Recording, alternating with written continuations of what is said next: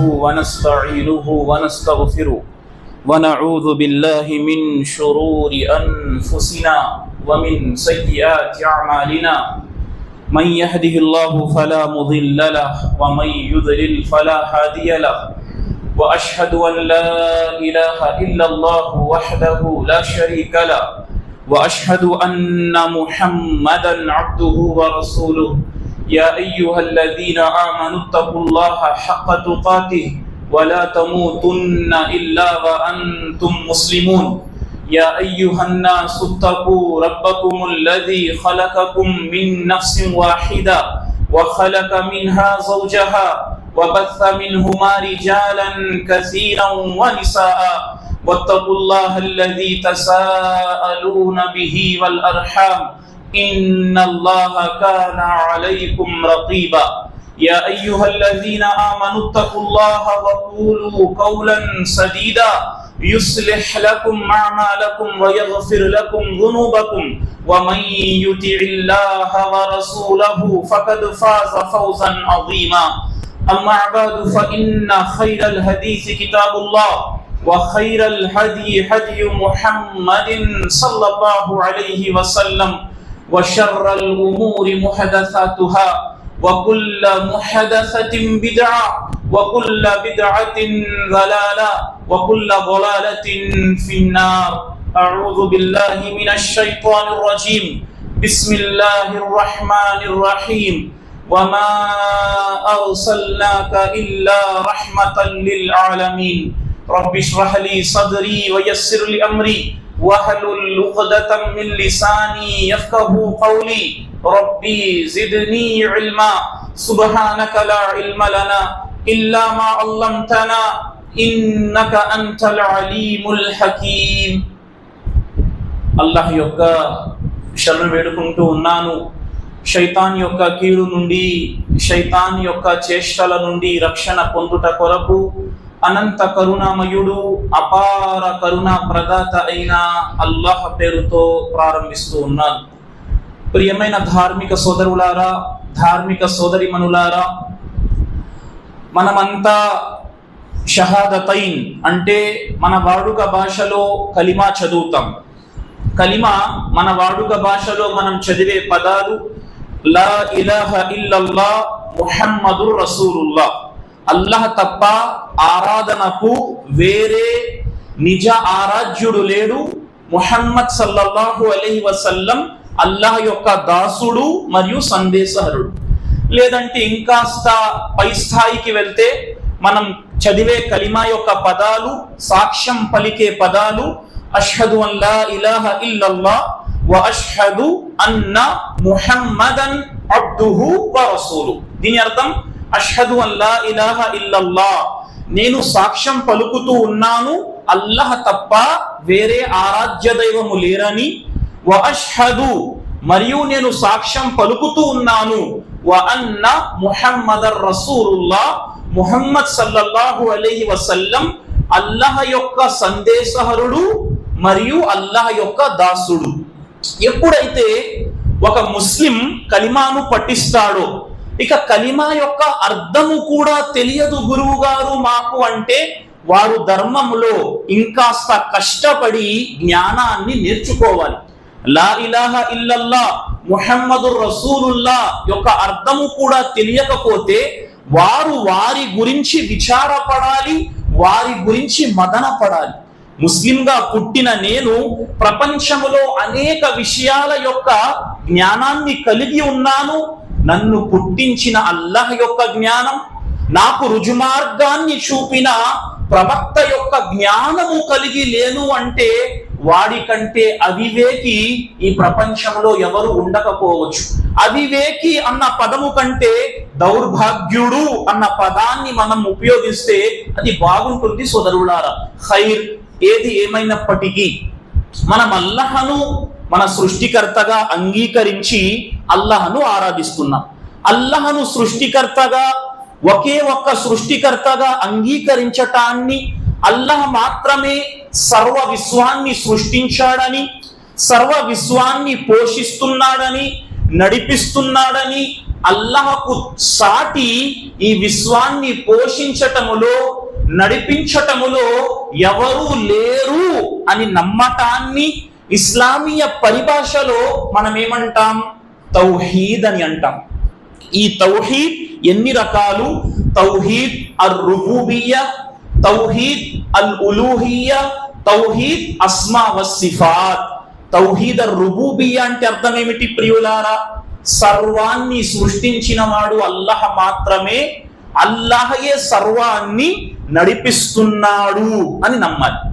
తౌహీదే ఉలూహియ్యా అంటే సర్వాన్ని సృష్టించిన అల్లాహకు మాత్రమే మనం ఆరాధన చేయాలి.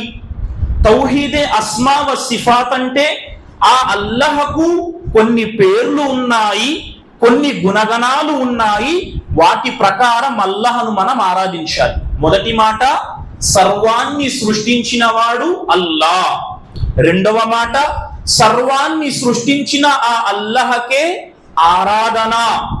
మూడవ మాట, ఆ అల్లాహకు కొన్ని ప్రత్యేకమైన నామాలు ఉన్నాయి, కొన్ని ప్రత్యేకమైన గుణగణాలు ఉన్నాయి. ఇన్షాల్లా నా అంశం ఇది కాదు, కానీ కాస్త దీని గురించి మాట్లాడి నేను నా అంశంలోనికి వెళ్ళే ప్రయత్నము చేస్తాను. అస్మా వ సిఫాత్, అల్లాహ్ యొక్క పేర్లు మరియు గుణగణాల పట్ల చాలా మంది ముస్లిములు జ్ఞానము లేకుండా ఉన్నారు. ఒక 2-3 మాటలు గనక మనం మాట్లాడుకుంటే అల్లాహ్ ఎక్కడ ఉన్నాడు, అనేక మంది ఇచ్చే సమాధానం అల్లాహ్ సర్వాంతరయామి, అల్లాహ్ సర్వవ్యాప్తి. ఇది తప్పుడు విశ్వాసము సోదరులారా. అల్లాహ్ ఎక్కడ ఉన్నాడు? అర్ రహ్మాను అలల్ అర్షిస్తవా. అల్లాహ్ సప్త ఆకాశాలపై తన సింహాసనాన్ని అధిష్ఠించి ఉన్నారు. అల్లాహ్ సర్వవ్యాప్తి కాదు సోదరులారా. అల్లాహ్ను ఎవరైనా చూశారా? ఇహలోకములో ఏ కన్ను అల్లాహ్ను చూడలేదు. లా తుద్రికుహుల్ అబ్సార్, ఏ కన్ను అల్లాహ్ను గుర్తించలేదు. మొదటి మాట, అల్లాహ్ 7 ఆకాశాల పట్ల సింహాసనంపై ఉన్నాడు. రెండవ మాట, అల్లాహ్ను ఏ కన్ను చూడలేదు. మూడవ మాట, అనేక మంది ముస్లిములు పలికే మాట అల్లాహ్ నిరాకారుడు, అల్లాహకు ఆకారము లేదు అని అనేక మంది అంటూ ఉంటారు. ఏ ముస్లిం సోదరుడైతే అల్లాహకు ఆకారము లేదు, అల్లాహ్ నిరాకారుడు అంటున్నాడో వాడి విశ్వాసము సరైన విశ్వాసము కాదు. అల్లాహకు చేతులు ఉన్నాయి, అల్లాహకు కాళ్ళు ఉన్నాయి, అల్లాహకు ముఖము ఉన్నది, అల్లాహ్ చూస్తున్నాడు, అల్లాహ్ వింటున్నాడు. ఖురాన్ సాక్ష్యం ఇస్తుంది అల్లాహ్కి ముఖం ఉంది. కానీ ఆ ముఖము ఎలా ఉంది? లైస కమిథ్లిహి షై. అల్లాహ్ యొక్క ముఖం ఎలా ఉందో ఎవ్వరికీ తెలియదు. అది స్వర్గములో ప్రళయ దినాన విశ్వాసులకు అల్లాహ్ యొక్క దర్శన భాగ్యము లభిస్తుంది. కాబట్టి అల్లాహకు ముఖము లేదండి, అల్లాహకు చేతులు లేవండి, అల్లాహకు కాళ్ళు లేవండి, అల్లాహ్ నిరాకారుడు అన్న పదం మనం పలకకూడదు. అల్లాహకు చేతులు ఉన్నాయి. అల్లాహ్ ఆదం అలైహిస్సలాం ను తన చేతులతో సృష్టించాడు. కానీ అల్లాహ్ చేతులు ఎలా ఉన్నాయి మనకు తెలియదు. అల్లాహ్కి కాళ్ళు ఉన్నాయి, కానీ అల్లాహ్ కాళ్ళు ఎలా ఉన్నాయో మనకు తెలియదు ప్రియులారా. ఖైర్ ఏదేమైనప్పటికీ మనం తౌహీద్ అన్న అంశాన్ని చాలా ఎక్కువగా ప్రజలలో ఉంచే ప్రయత్నము చేస్తుంటాం.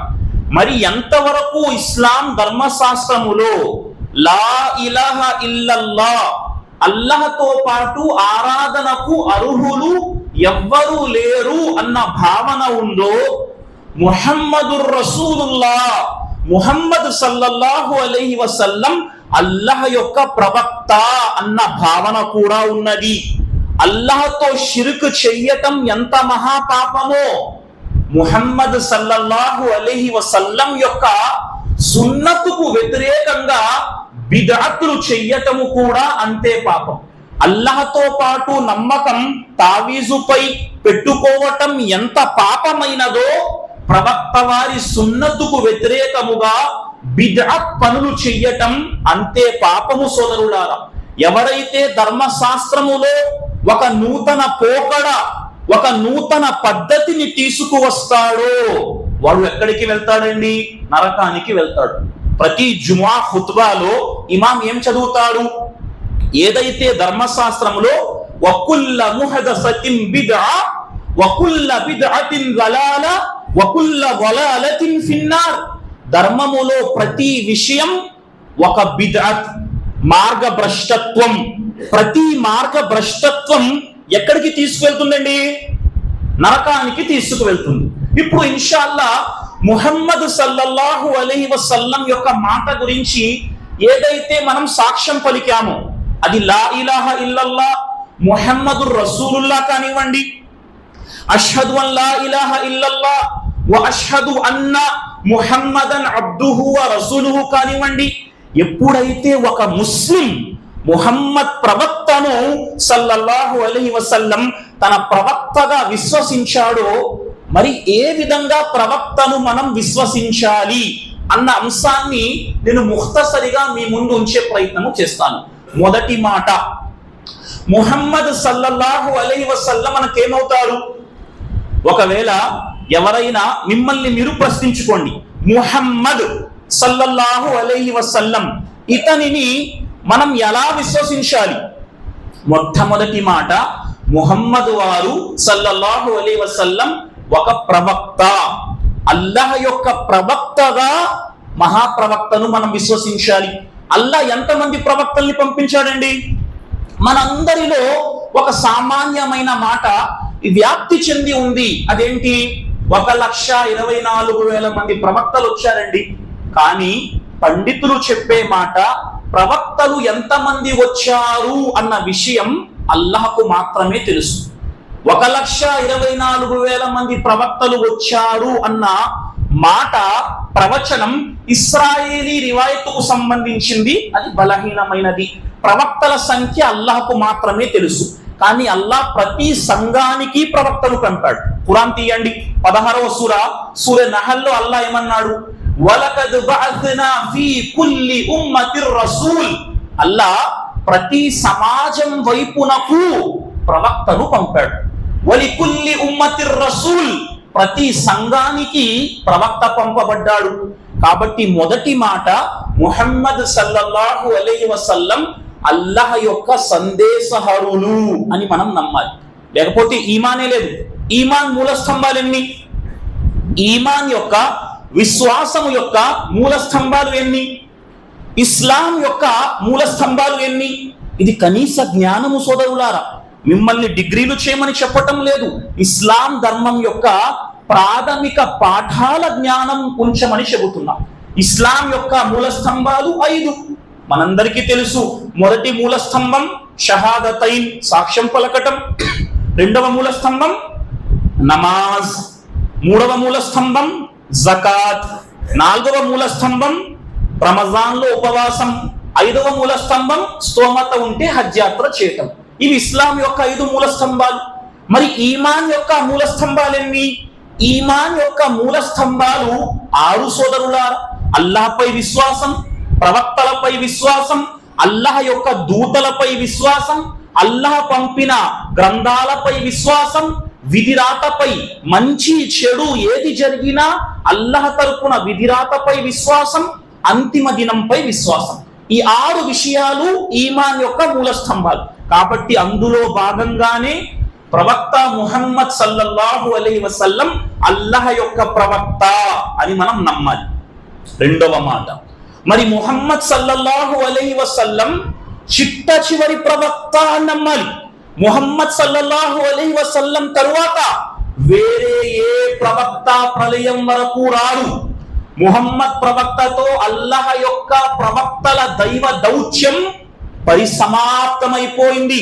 ఖురాన్ గ్రంథం అంటుంది 33వ సూర అహ్జాబ్ లో అల్లాహ్ అన్నారు, ఏమన్నారు? 40-41 వాక్యాల్లో, మా కాన ముహమ్మదున్ అబా అహదిన్ మిర్ రిజాలికుం వలాకిర్ రసూలల్లాహ్ వ ఖాతమన్ నబియీన్. ముహమ్మద్ ప్రవక్త ఎవరండి? మీలో ముహమ్మద్ ప్రవక్త ఏ పురుషునికి తండ్రి కాదు, కానీ ముహమ్మద్ ప్రవక్త చిట్ట చివరి దైవ ప్రవక్తల పరంపరను పరిసమాప్తము చేసేవారు. ఇక ముహమ్మద్ ప్రవక్త తరువాత ఎవరైనా వేరే ప్రవక్త వచ్చారు అని నమ్మితే వాడు కాఫిర్.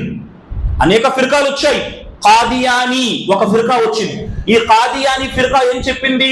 పంజాబ్ లో మీర్ గులాం అహ్మద్ ఎవరైతే పుట్టాడో అతడు ప్రవక్త అని చెప్పారు. వాడు కాఫిర్ అయ్యాడు. ఇక్కడ కూడా షకీల్ బిన్ హనీఫ్ అన్న పేరు వినిపిస్తుంది. షకీల్ బిన్ హనీఫ్ అన్నవాడు ప్రవక్త. నఊజు బిల్లాహి మిన్ జాలిక్, అల్లాహ్ రక్షించుగాక. ముహమ్మద్ సల్లల్లాహు అలైహి వసల్లం తరువాత ఇక ఏ ప్రవక్త రారు ప్రియులారా. ఎవడైనా వచ్చి నేను ప్రవక్తను అని చెబితే వాడు కాఫిర్, వాడి వెనకాతల వెళ్ళేవారు కుఫుర్లోకి వెళ్ళిపోతారు. ఎన్ని మాటలు తెలుసుకున్నాం? మొదటి మాట, ముహమ్మద్ సల్లల్లాహు అలైహి వసల్లం అల్లాహ్ యొక్క ప్రవక్త. రెండవ మాట, ముహమ్మద్ సల్లల్లాహు అలైహి వసల్లం అల్లాహ్ యొక్క చివరి ప్రవక్త. ఇక మూడవ మాట, ముహమ్మద్ సల్లల్లాహు అలైహి వసల్లం సకల లోకవాసులకు ప్రవక్త. మహాప్రవక్త ముందు ప్రవక్తలు వచ్చారే, మొత్తం ప్రపంచానికి పంపబడ్డారా? ఈసా అలైహిస్సలాం. ఈసా అలైహిస్సలాం ఎవరి కోసం ప్రవక్త? లోకానికి ప్రవక్త కాదే. ఈసా అలైహిస్సలాం ఇస్రాయేలు ప్రజల కోసం మాత్రమే ప్రవక్త. మూసా అలైహిస్సలాం ఇస్రాయేలు ప్రజల కోసం మాత్రమే ప్రవక్త. హజరత్ సాలెహ్ అలైహిస్సలాం ఎవరికి ప్రవక్త? సమూదు జాతికి ప్రవక్త. హజరత్ హూద్ అలైహిస్సలాం ఏ జాతికి ప్రవక్త? ఆద్ జాతికి ప్రవక్త. ఖురాన్ చదివితే మనకు ఈ మినిమం జ్ఞానం వస్తుంది ప్రియులారా. ప్రతి ప్రవక్త ఒక ప్రత్యేక సమాజం వైపునకు పంపబడ్డారు. కానీ ముహమ్మద్ సల్లల్లాహు అలైహి వసల్లం ఎవరి కోసం పంపబడ్డారు? వమా అర్సల్నాక ఇల్లా రహ్మతల్ లిల్ ఆలమీన్. ముహమ్మద్ సల్లల్లాహు అలైహి వసల్లం సకల లోకవాసులకు కారుణ్యంగా చేసి పంపబడ్డారు. యా అయ్యుహన్నాస్, ఓ మానవులారా, ఇన్నీ రసూలుల్లాహి ఇలైకుం జమీయా, నేను మీ అందరి కోసం ప్రవక్తగా పంపబడ్డాను. కాబట్టి మూడవ మాట ఏంటండి? ముహమ్మద్ సల్లల్లాహు అలైహి వసల్లం సర్వ మానవులకు ప్రవక్త. అయ్యా నా ముస్లిం సమాజమా, ఈరోజు నేను మీతో అభ్యర్థిస్తున్నాను, మన ప్రవక్త ముహమ్మద్ సల్లల్లాహు అలైహి వసల్లం గురించి చూడండి.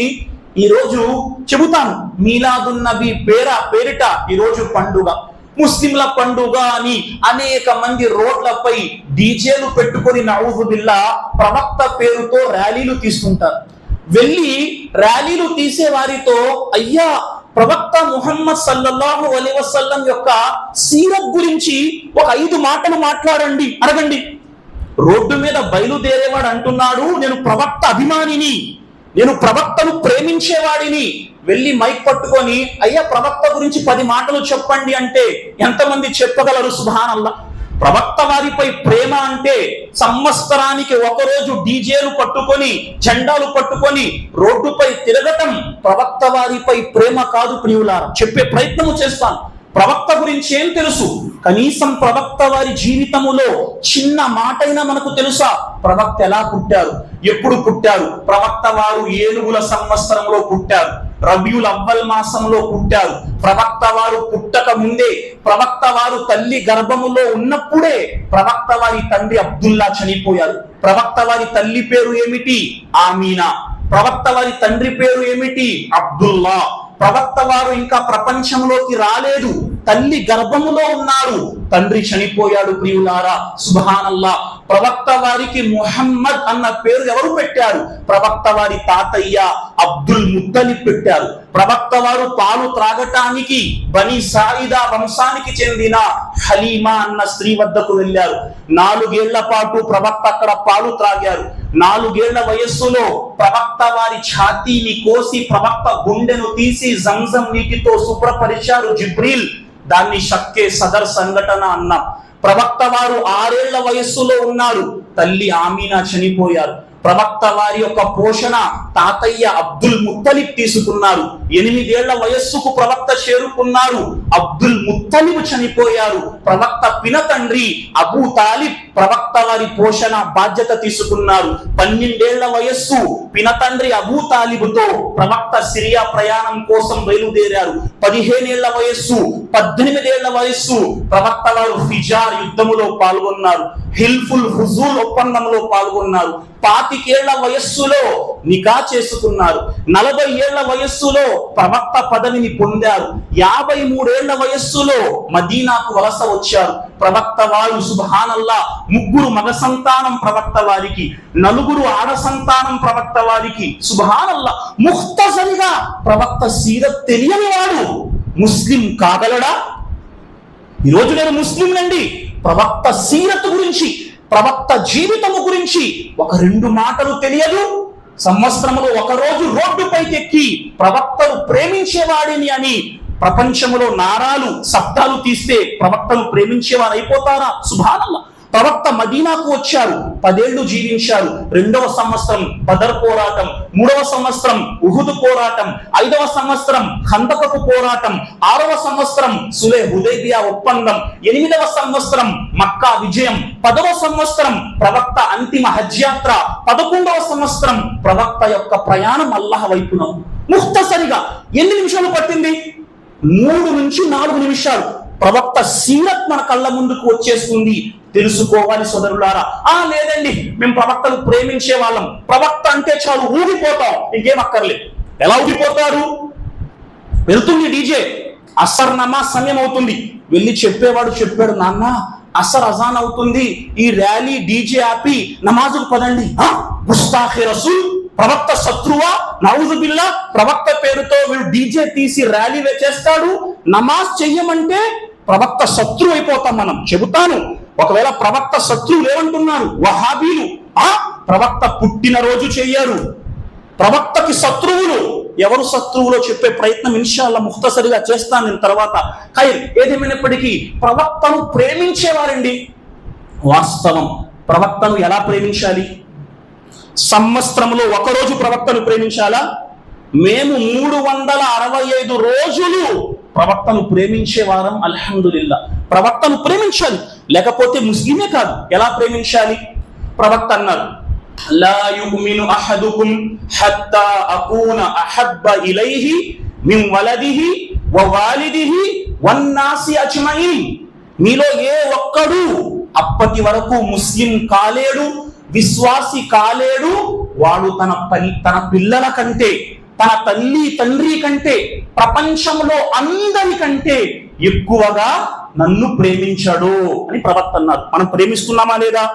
సుబ్హానల్లా, మనం ప్రవక్తను ప్రేమించేవారం. ఖురాన్ తీయండి, 9వ సూరా తౌబా, వాక్యము సంఖ్య 24. అల్లాహ్ ఏమన్నాడు? కుల్, వారికి చెప్పండి, ఇన్ కాన ఆబాఉకుం وأبناؤكم وإخوانكم وأزواجكم وعشيرتكم وأموال اقترفتموها وتجارة تخشون كسادها ومساكن ترضونها أحب إليكم من الله ورسوله وجهاد في سبيله.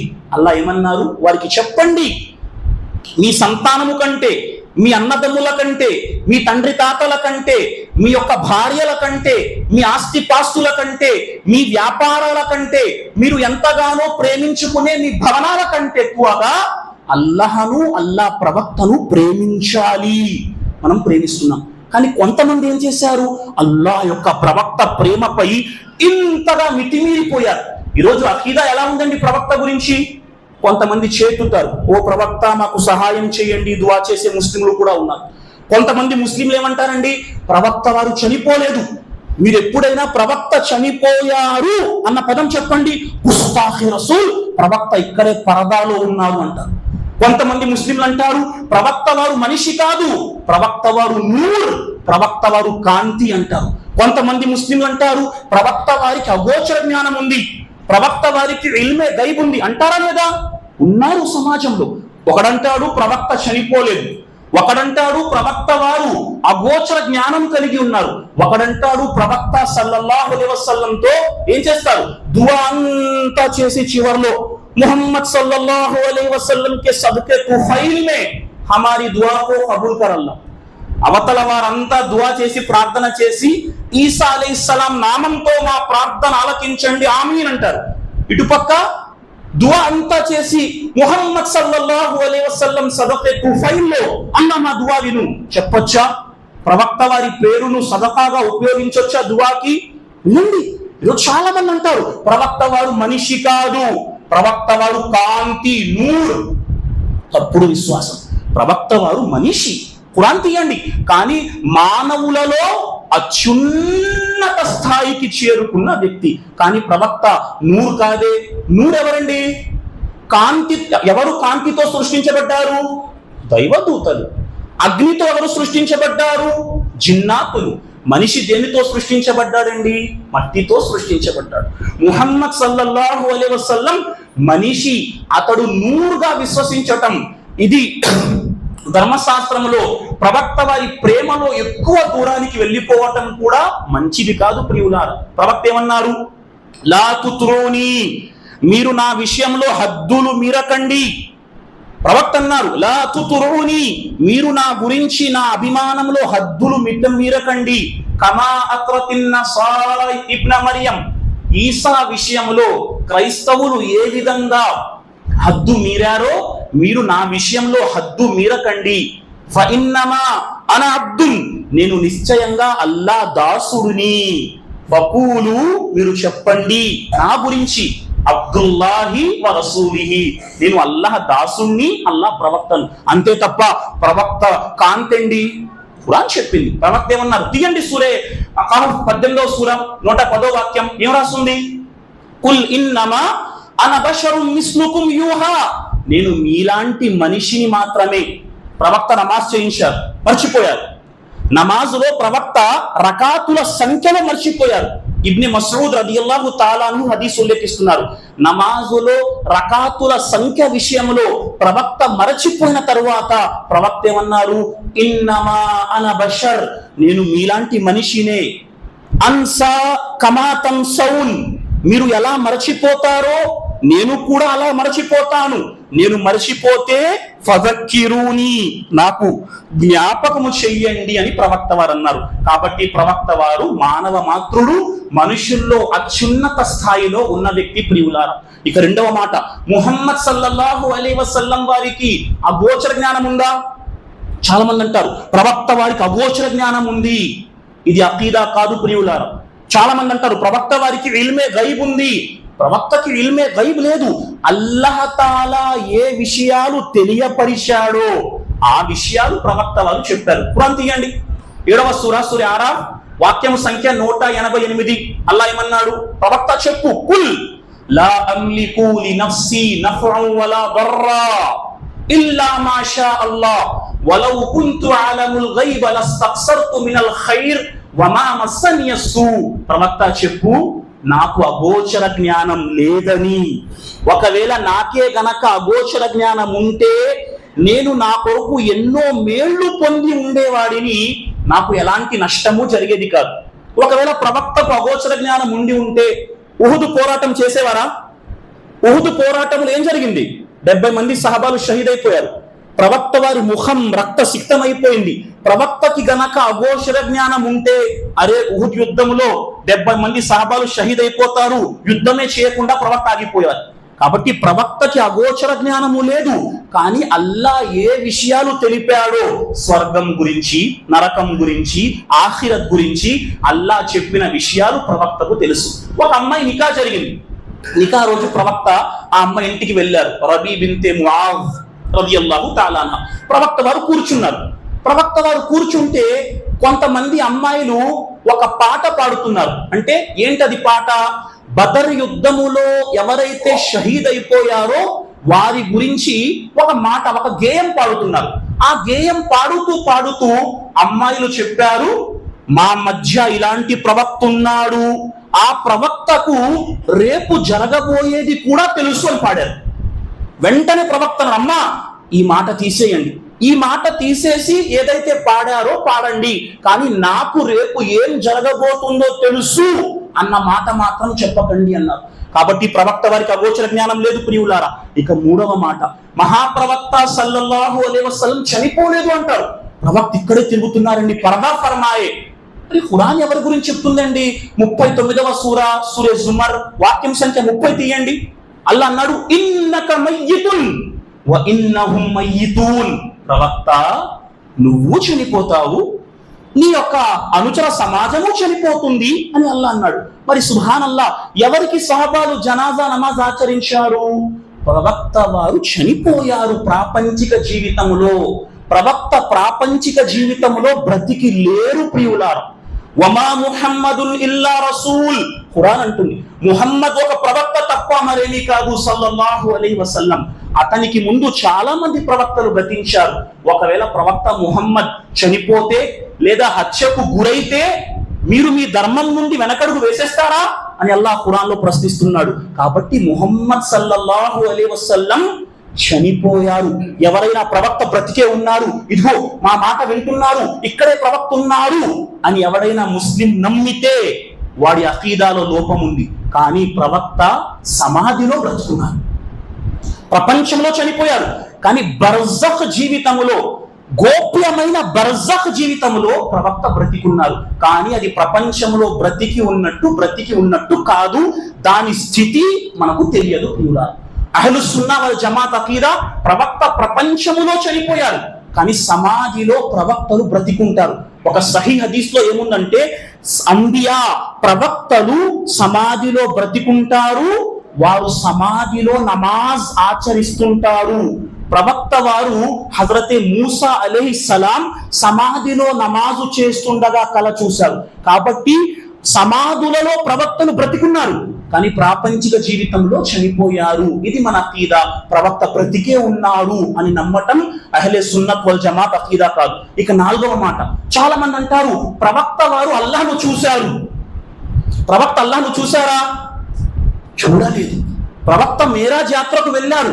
మేరాజ్ యాత్రకు వెళ్ళినప్పుడు ప్రవక్త వారు అల్లాహకు ప్రవక్తకు మధ్య దేదీప్యమైన హిజాబ్, అడ్డు తెర, నూర్, కాంతివంతమైన అడ్డు తెరను చూశారు తప్ప ప్రవక్త వారు అల్లాహ్ను చూడలేదు. అమ్మ ఆయిషా సిద్దికా రదియల్లాహు తాలా అన్హా అంటుంది, బుఖారీ గ్రంథంలో హదీస్ వస్తుంది, ఎవరైతే ప్రవక్త సల్లల్లాహు అలైహి వసల్లం అల్లాహ్ను చూశారు అని అంటున్నారో వారు అబద్ధం పలుకుతున్నారు. నిశ్చయంగా ప్రవక్త వారు అల్లాహ్ను చూడలేదు. ఇంకాస్త ముందుకు పదండి ప్రియులారా. ప్రవక్త సల్లల్లాహు అలైహి వసల్లం పేరుతో ప్రవక్త వారి పేరును వసీలాగా చేసి దుఆ అడగచ్చా? అసలు వసీలా అంటే అర్థం ఏంటి?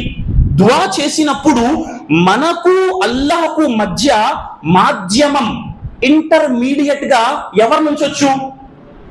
షరియత్తు ప్రకారం మనం అల్లాహ్తో దుఆ చేసేటప్పుడు మనకు అల్లాహ్ మధ్యలో వాస్తవంగా ఎవరక్కర్లేదు. అల్లాహ్ చెప్పాడు వకాల రబ్బుకుమ్ ఉదుఊని అస్తజిబు లకుమ్. అల్లాహ్ అన్నాడు నేను మీ దైవాన్ని నాతో అడగండి, నేను మీ దుఆ ఆమోదిస్తాను. లేదయ్యా మాకు రికమెండేషన్ అవసరం అని మనం భావిస్తే ఏ విషయాలను అల్లాహకు మనకు మాధ్యమంగా, అల్లాహకు మనకు మధ్యలో వసీలగా పెట్టొచ్చు? 3 విషయాలు అల్లాహకు మనకు మధ్య వసీలాగా పెట్టొచ్చు. ఆ 3 విషయాలు ఏంటి? 1, అల్లాహ్ యొక్క పేర్లతో అల్లాహకు మనకు మధ్యలో వసీలా పెట్టొచ్చు. వలిల్లాహిల్ అస్మాఉల్ హుస్నా ఫద్ఊహు బిహా. అల్లాహకు మంచి పేర్లు ఉన్నాయ్యా, ఆ మంచి పేర్లతో అల్లాహ్ను పిలవండి. ఏమని పిలుస్తారు? ఇప్పుడు మీకు చెప్పాను, అల్లాహ్ పేర్లను వసీలాగా పెట్టండి. ఏమని దుఆ చేద్దాం? అల్లాహ్ నువ్వు రహమాన్వి, నాపై కరుణ చూపు. అల్లాహ్ నువ్వు సమీ. సమీ అంటే అర్థం ఏంటి? సమీ, సర్వం వినేవాడు. అల్లాహ్ నువ్వు సమీవి, నా దుఆ ఆలకించు. అల్లాహ్ యొక్క పేర్లలో ఒక పేరేంటి? రజ్జాక్. రజ్జాక్ అంటే అర్థం ఏంటి? ఆహార ప్రదాత. అల్లాహ్ నువ్వు రజ్జాక్వి, నాకు రిజ్క్, ఆహారం ప్రసాదించు, దుఆ చేయొచ్చు. అల్లాహ్ పేర్లలో ఒక పేరు గఫార్. గఫార్ అంటే అర్థం ఏంటి? క్షమించేవాడు. అల్లాహ్ నువ్వు గఫార్వి, నన్ను క్షమించు. ఇలా అల్లాహకు మనకు మధ్యలో వసీలా అడగొచ్చు. ఇక 2వ మాట, అల్లాహకు మనకు మధ్యలో వసీలా, మీరు కేవలం అల్లాహ్ను ఇష్టపెట్టడానికి ఏదైనా పుణ్య కార్యము చేస్తే, అల్లాహ్ నేను ఫలానా పుణ్య కార్యం నీకోసం మాత్రమే చేశానల్లా, ఆ పుణ్య కార్యం మూలాన నన్ను ఈ కష్టం నుండి గట్టెక్కిచ్చు దుఆ చేయొచ్చు. ఏదైనా పుణ్య కార్యం, అందుకే ప్రతి పుణ్య కార్యాన్ని డబ్బు కొట్టుకోకూడదు. డబ్బు కొట్టకుండా మన వద్ద జేబులో పెట్టుకుంటే అవసరం వచ్చినప్పుడు అల్లాహ్ ముందు పెట్టాలి. పుణ్యకార్యం అల్లాహ్ ముందు పెట్టాలి, ప్రపంచం ముందు డబ్బు కొట్టుకొని ఏమీ లాభం లేదు ప్రియులారా. ఇక మూడవ మాట సోదరులారా, ఎవరైనా మంచి వ్యక్తి వద్దకు, పుణ్య పురుషుని వద్దకు వెళ్ళి మా కోసం మీరు దువా చేయండి అల్లాహతో అని చెప్పొచ్చు, పుణ్య పురుషుడు. కానీ చనిపోయిన వారితో ఏదైనా సమాధి వద్దకు వెళ్ళి కానీ ఆ సమాధి వద్దకు వెళ్ళి మా మాట మీరు అల్లాహ్కి చెప్పండి అని చాలా మంది దువా చేస్తారు. ఏం చేస్తారంటే అల్లాహ్తోనే దువా చేస్తామండి, కానీ అక్కడికి వెళ్ళి సమాధిలో ఉన్నవారు మా కోసం అల్లాహ్తో రికమెండ్ చేస్తారు. వాడికి తెలియదు వాడు సమాధి నుండి ఎప్పుడు లేపబడతాడు. అల్లాహ్ చెప్పాడు, కుల్ లా యఅలము మన్ ఫిస్ సమావాతి వల్ అర్దిల్ గైబ ఇల్లల్లాహ్ వమా యష్ఉరూన అయ్యానా యుబఅథూన్. వారికి తెలియదు వారు సమాధి నుండి ఎప్పుడు లేపబడతారు. ఇక మీ మాట వింటాడా? ఏదనంటే కథలు చెప్తారు. కలెక్టర్ ఆఫీస్లో కలెక్టర్ ఉన్నాడు, కలెక్టర్ దగ్గరికి డైరెక్ట్ గా వెళ్ళిపోతామా? ముందు గేట్ దగ్గరికి వెళ్ళాలి, వాచ్మెన్ దగ్గరికి వెళ్ళాలి, అసిస్టెంట్ కలెక్టర్ దగ్గరికి వెళ్ళాలి, ప్యూన్ దగ్గరికి వెళ్ళాలి, ఆ తర్వాత వచ్చి కలెక్టర్ దగ్గరికి వెళ్ళగలం. అలాగే అల్లాహ్ దగ్గరికి వెళ్ళాలంటే ఫలానా బాబా దగ్గరికి, ఫలానా వలీ దగ్గరికి, ఫలానా పీర్ దగ్గరికి వెళ్ళి ఆ తర్వాత అల్లాహ్ను పట్టించుకోవచ్చు. నఊజు బిల్లాహి మిన్ జాలిక్. అరే అక్కడ నీకు కలెక్టర్ ఎవరో తెలీదు, నువ్వు కలెక్టర్ కి అనామకుడివి కాబట్టి వాణ్ణి పట్టుకొని కలెక్టర్ దగ్గరికి వెళ్తావు. అదే కలెక్టర్ నీ ఫ్రెండ్ అయితే అడుగుతావు ప్యూన్ కి, బాబు కలెక్టర్ గారితో మాట్లాడించు. నీ ఫ్రెండ్ అయితే డైరెక్ట్ గా ఎలా ఉన్నారో అడుగుతావు. మరి నిన్ను సృష్టించిన అల్లాహ్కు నువ్వు తెలీదా? నిన్ను సృష్టించిన అల్లాహ్కు నువ్వు తెలీదా? సుబ్హానల్లాహ్, ఇది చాలా ఆశ్చర్యకరంగా ఉంది. నిన్ను సృష్టించిన అల్లాహ్కు డైరెక్ట్ గా అడుగు, అంతే తప్ప అక్కడికి వెళ్ళి అక్కడ మొక్కుకుంటే నౌజుబిల్లా. ఆ తర్వాతి మాట లేదు గురుగారు, ఆదం అలైహిస్సలాంని అడిగారండి ప్రవక్త వారి పేరుతో వసీలా. ఒక కథ హాకిం గ్రంథంలో హదీస్ ఉంది. ఏమని? అల్లాహ్ తాలా ఆదం అలైహిస్సలాంను సృష్టించాడు. సృష్టించి ఏం చేశాడు? ఈ చెట్టు దగ్గరికి వెళ్ళొద్దు అన్నాడు. కానీ ఆదం హవ్వ ఏం చేశారు? ఆ చెట్టు ఫలం తినేశారు. అల్లాహ్ ఏం చేశాడు? ఇద్దరిని భూమి మీదకి దింపాడు. ఆ తర్వాత ఇద్దరు ఏం చేశారు? దువా చేశారు. ఇక్కడ కథ ఏం దువా అడిగారట అల్లాహ్ తాలాతో ఆదం అలైహిస్సలాం? అల్లాహ్ నీ ప్రవక్త ముహమ్మద్ సల్లల్లాహు అలైహి వసల్లం పేరుతో అడుగుతున్నాను, అల్లాహ్ నన్ను క్షమించు. అల్లాహ్ అన్నాడట, ఆదం ఇక ముహమ్మద్ పుట్టలేదే, ఇక ముహమ్మద్ ను పుట్టించలేదే, ముహమ్మద్ పేరు ఎలా తెలుసు నీకు అని అల్లాహ్ తాలా ఆదం అలైహిస్సలాంతో అడిగాడు. ఆదం చెప్పారట, అల్లాహ్ నీ అర్ష్ మీద ఒక స్తంభం ఉంది, దాని స్తంభంపై లా ఇలాహ ఇల్లల్లాహ్ ముహమ్మదు రసూలుల్లాహ్ అని రాసుంది. నీ పేరు పక్కన ఆ పేరుందంటే దానికి ఎంతో ఘనత ఉంటుంది, కాబట్టి ఆ పేరుతో అడిగాను దువా. ఈ హదీస్ కల్పితమైన హదీస్. ఆదం అలైహిస్సలాం అల్లాహ్తో ఏం దువా అడిగారండి? ఆదం అలైహిస్సలాంను అల్లాహ్ స్వర్గం నుండి భూమి మీదకు దింపాడు కదా. ఆదం అలైహిస్సలాం ఏ దువా అడిగారు? ఖురాన్ లో ఉంది. 7వ సూర ఆరాఫ్ తీయండి, అక్కడ అంత స్టోరీ ఉంది. 18, 19, 20, 21, 22 ఆయతుల్లో ఆదం అలైహిస్సలాం ఏ దువా అడిగారు? రబ్బనా జలమ్నా అన్ఫుసనా వ ఇల్లం తగ్ఫిర్ లనా వ తర్హమ్నా లనకూనన్న మినల్ ఖాసిరీన్. అల్లాహ్ మా ఆత్మలపై మేము అన్యాయం చేసుకున్నాం, నువ్వు మమ్మల్ని క్షమించకపోతే, మమ్మల్ని కరుణించకపోతే మేము దుర్మార్గుల్లో చేరిపోతాం అని ఆదం అలైహిస్సలాం దువా అడిగారు తప్ప ప్రవక్త వారి పేరుతో దువా చేయలేదు. కాబట్టి దువా అంతా చేసి ప్రవక్త పేరు మాధ్యమంగా పెట్టడం బిన్ బాజ్ రహిమహుల్లా అన్నారు, ఇది బిదఅత్. ఈమాన్ కమ్జోర్ బలహీనమైన విశ్వాసులు ఇలా దువా అడుగుతారు. డైరెక్ట్ గా అల్లాహ్తో అడగండి. ఒక మాట చెప్పనా? అరే ముహమ్మద్ సల్లల్లాహు అలైహి వసల్లం పేరుతో దువా అడగటమే ధర్మశాస్త్రంలో తప్పైనప్పుడు ఏ వలి, ఏ బాబా, ఎవరండి అల్లాహ్ అక్బర్? ఈరోజు ముస్లిం సమాజం స్థితి చూడండి.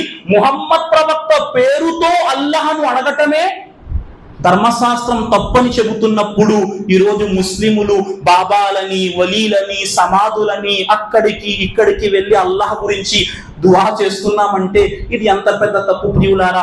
ఖైర్ ఏదేమైనప్పటికీ ప్రవక్త సల్లల్లాహు అలైహి వసల్లం యొక్క ప్రేమ ఉంటుంది, కానీ ప్రేమలో మితిమీరి ప్రేమ ఉండకూడదు. ఈద్ మీలాదున్ నబీ పండుగ ఈ రోజు చేస్తున్నారు, స్కూళ్లకు సెలవు, పిల్లలు ప్రశ్నించవచ్చు, ఏంటి ఈద్ మీలాదున్ నబీ? మొదటి మాట, ఈద్ మీలాదున్ నబీ అన్న పండగ ఇస్లాం ధర్మశాస్త్రంలో లేదు. ఇది ముస్లింల పండుగే కాదు. పండుగ ఈద్ మీలాదున్ నబియా? ఏది 2 రకాల నమాజ్ చేశారా?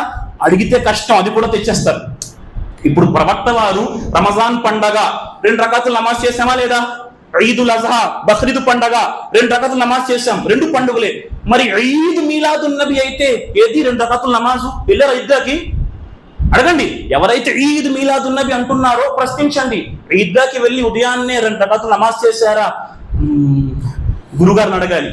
ధర్మశాస్త్రంలో లేని విషయం ఈద్ మీలాదున్ నబీ. ప్రవక్త శత్రువులు వహాబీలు ఈద్ మీలాదున్ నబీ చెయ్యరు. ఒకవేళ ఈద్ మీలాదున్ నబీ చెయ్యకపోతే ప్రవక్త శత్రువు అయితే అల్లా రక్షించుగాక, అబూబకర్ సిద్దీక్ ప్రవక్తకి శత్రువా? అబూబకర్ సిద్దీక్ ప్రవక్త తరువాత 2.5 సంవత్సరాలు ముస్లిం రాజ్యానికి ఖలీఫాగా ఉన్నారు. అబూబకర్ సిద్దీక్ రదియల్లాహు తాలా అన్హు ఈద్ మీలాదున్ నబీ చెయ్యలేదే. ఉమర్ రదియల్లాహు తాలా అన్హు 10.5 సంవత్సరాలు ఖలీఫాగా ఉన్నారు, ఈద్ మీలాదున్ నబీ చెయ్యలేదే.